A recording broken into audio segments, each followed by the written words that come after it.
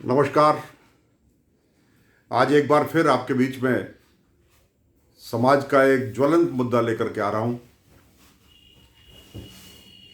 आप भी देख रहे हैं रोज हिंदुस्तान के किसी ना किसी कोने में, किसी ना किसी राज्य में बेटियों पर अत्याचार हो रहे हैं। कहीं छेड़छाड़, कहीं अपहरण, कहीं हत्याएं, कहीं दुर्व्यवहार, और बोलते हुए जुबान भी अटकती है। बलात्कार, सामूहिक बलात्कार। क्या हमारी बेटियां इसीलिए बनी हैं? क्या बेटियों पर अत्याचार इसी तरह होते रहेंगे? मैं भी बेटियों वाला हूं, मैं भी बहनों वाला हूं, आप भी होंगे। जिस घर में बेटियां नहीं हैं, उस घर में अपने बेटों के लिए बहू आप लाओगे, वो भी किसी की बेटी होगी। आपकी जो मां है वो भी किसी की बेटी है।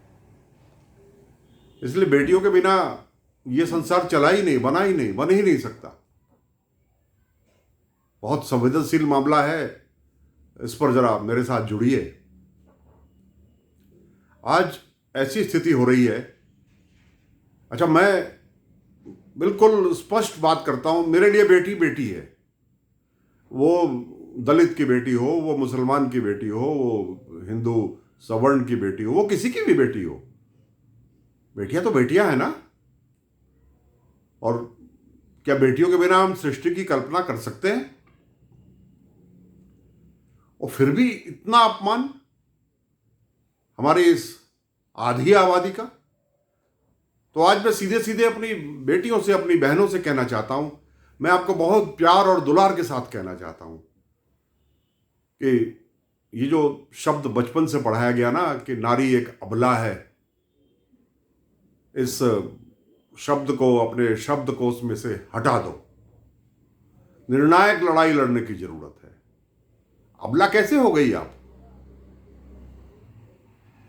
वो खेल, ओलंपिक हो या दूसरे खेल हो जिनमें शारीरिक ताकत की जरूरत होती है, वो गोला फेंको, चक्का फेंको, भाला फेंको, कुश्ती हो या वेट लिफ्टिंग हो या बॉक्सिंग हो, हमारी बेटियों ने हमेशा देश का नाम ऊंचा किया है। तो हमारी बेटी अबला कैसे हो गई?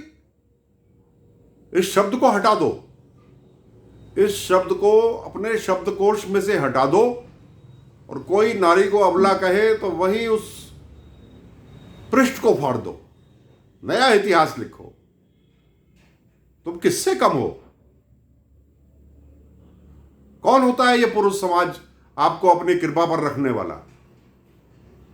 आपका बराबर का हक है, संख्या में भी बराबर हो।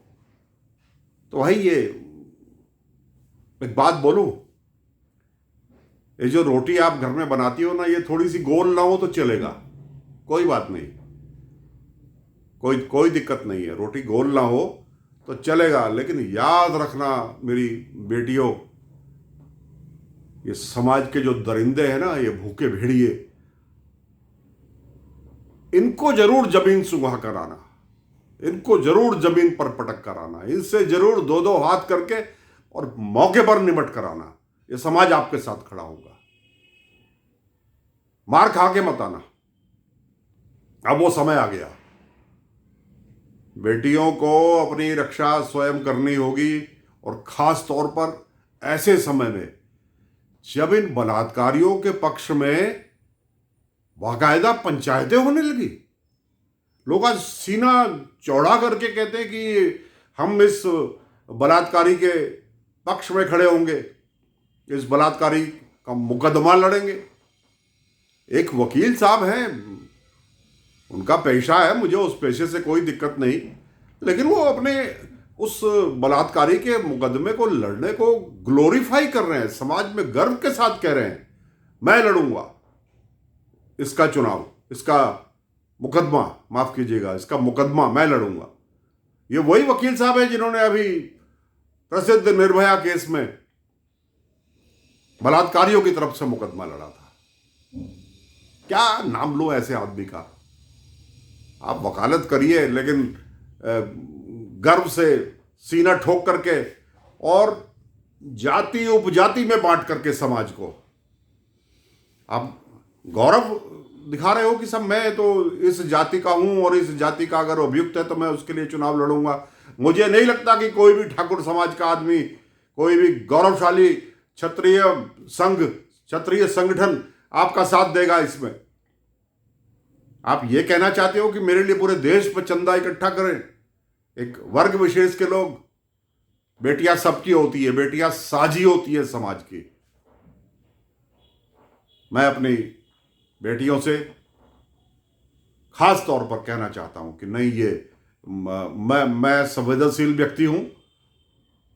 मुझे ऐसी खबरों से मैं विचलित हो जाता हूं और मुझे पूरी उम्मीद है कि वो तमाम लोग जिनकी घर में बेटियां हैं, जिनके घर में बहुएं हैं, वो भी इस मामले में मेरा साथ देंगे और एक संयुक्त आवाज बना के, एक ताकत के साथ हम समाज के ऐसे दरिंदों से लड़ेंगे। वो चाहे सड़क पर लड़ने की बात हो, चाहे वो अदालतों में लड़ने की बात हो, चाहे वो पुलिस से लड़ने की बात हो, चाहे वो सरकार से लड़ने की बात हो। मैं इस मुद्दे का बिल्कुल राजनीतिकरण नहीं कर रहा और ये खाली एक राज्य की समस्या नहीं है, ये पूरे भारतवर्ष की समस्या है। बहुत से राज्यों में ऐसा होता है, लेकिन इस वक्त जो हुआ है हाथरस में वो अक्षम्य है, वो माफ करने लायक नहीं है। बलात्कार हुआ कि नहीं हुआ ये सिद्ध करने के लिए हो सकता है उस पीड़ित परिवार की बेटी का शव देखने के बाद उसके परिवार के लोग दोबारा पोस्टमार्टम की मांग करते कि हमको किसी न्यूट्रल एजेंसी से, प्रदेश से बाहर की किसी एजेंसी से हमको दोबारा पोस्टमार्टम कराना है। मगर उस पुलिस ने जरूर किसी राजनीतिक दबाव में आधी रात को बिना परिजनों के उपस्थित हुए